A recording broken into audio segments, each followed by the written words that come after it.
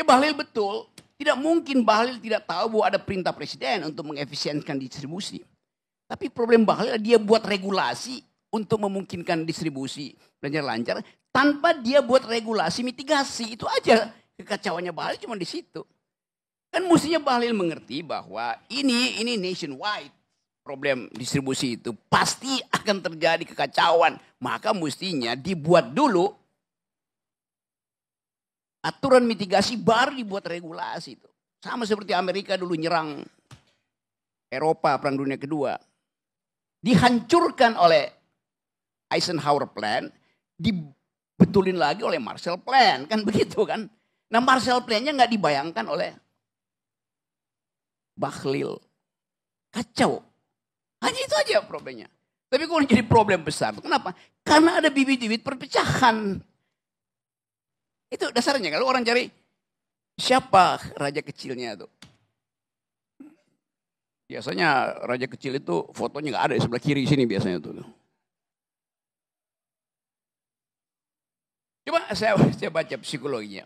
Teman-teman, tadi betul Adian tuh. Yang mampu untuk memecah belah adalah dia yang paham Jokowi dan paham Prabowo. Ini teman-teman dari apa Jokowi mania atau Prabowo mania?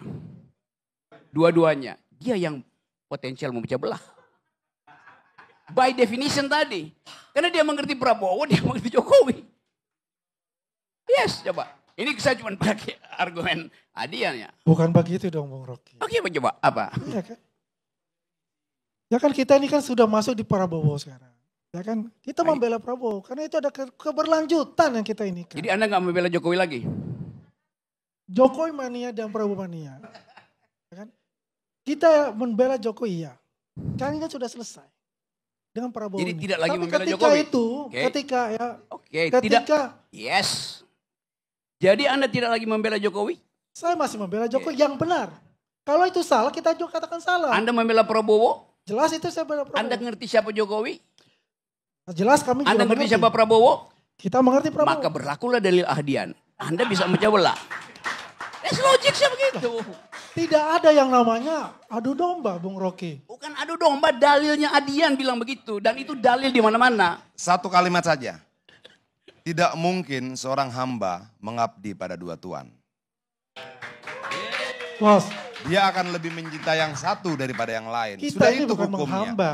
Makanya pertanyaan Bung Rocky tadi, lu ke Jokowi apa ke Prabowo? Karena lu punya dua tuan. Nah, orang yang selalu tampak punya dua tuan itu punya potensi lebih besar daripada yang satu tuan untuk menciptakan adu domba. Kira-kira gitu Bung Rocky ya? Bagaimana menciptakan adu domba? Kita kan nggak ada di dalam lingkungan istana yang dimaksudkan dari Bang Adian, Bung Rocky. Saya usut lebih dalam lagi ya. Kata Jokowi mania, pakai K di belakang apa tidak? Kenapa pakai? Mania, nggak pakai K. Prabowo mania atau Prabowo mania? Mania. Oke. Anda tahu nggak arti kata mania? The fools, orang yang nggak bisa berpikir. Orang yang mentalnya terganggu namanya mania. Itu istilah psikologi. Lain dengan Jackmania, orang yang memang membangkitkan semangat karena olahraga. Dalam politik, seorang mania itu seorang bangsat. Nangkap nggak? Terus saya mau terangkan. Dalilnya dari mana Pak?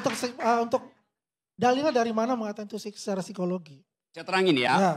Kata dasar dari mania di dalam bahasa Greek artinya mereka yang kacau mentalnya. Cari di Google, jangan ChatGPT. Saya mau terangin sebenarnya. Tapi saya ingin meluruskan ini. Kalau bilang Jokowi mania dan Persija mania. Oh Persija itu saya mania pada Persija tuh. Oh jelas karena itu. Kami juga sebagai relawan. Yes. Ya, sebagai relawan juga sama dengan Bung Rocky. Ya pada kan? orang, lu mania pada orang aja lu sakit jiwa. Loh, kita gak mania pada orang. Jokowi itu aja sekedar nama. Astaga. Ya kan? Kita gak bisa dengan mengatakan bahwa itu. Nggak arti kata mania, coba itu dulu. Nanti saya cari di Google. Nggak cari dulu sekarang. Gue carikan aja Google. Tunggu, Adian bacain coba mania artinya. Mania adalah kekacauan pikiran yang hebat, kegilaan, penyakit jiwa, keinginan yang berlebihan atau tidak masuk akal, gara gila yang. Yes. Ya ini kata Google ya. Iya. Itu pentingnya belajar gitu loh. Jangan asal pakai nama tuh ngaco. Oke, mau gue lanjutin lagi. Lu lanjutin. Tapi saya masih tetap bertahan mengatakan itu, Bung Rocky. Ini nih, Kita ini, Jokowi Mania ini, dari awal kita udah berjuang. Prabowo Mania pun kita dari awal berjuang. Belum ada relawan-relawan pada saat itu.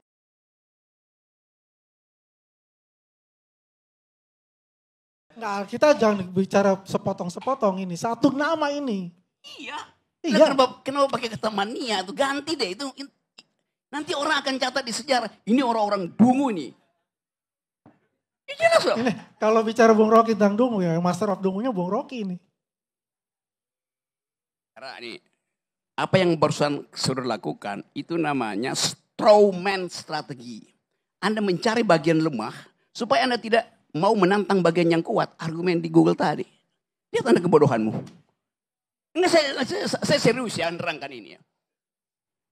Saya senang ini secara akademis. Yes. Tapi saya bertanya nama itu. Yang ada soal. Sudah, makasih. Udah gak ada soal. Anda bertahan dengan kedunguan ya. Saya oke. ada pertanyaan Bung Rocky ya. Oke. Dan pertanyaan nih kepada Bung Rocky. Jika pengertian mania seperti yang disebut itu tadi, apakah mungkin mereka menjadi faktor keterbelahan Jokowi dengan Prabowo? Menurut Profesor Adian harus begitu kesimpulannya. Saya cuma nerusin logika Adian ini. Oke, saya lanjut ya. Oke, pelan-pelan.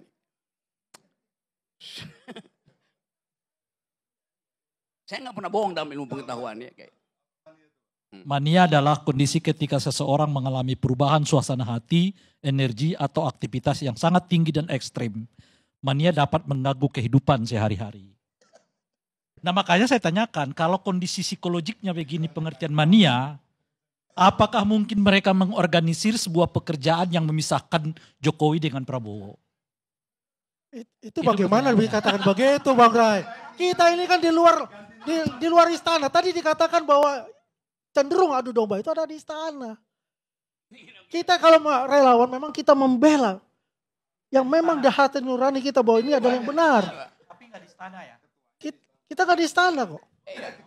Kita nggak di istana. Apa kita jadi komisaris dulu Bang Adian dengan waktu di zaman Jokowi? Ya beliau wamen dipercaya itu kita kebanggaan kita. Karena satu-satunya relawan. Apakah dia masuk di pusaran itu? Tidak. Keputusan kan menteri. Kalau itu lingkaran itu karena anggota kabinet, ya. Tapi kan dia tidak seorang menteri.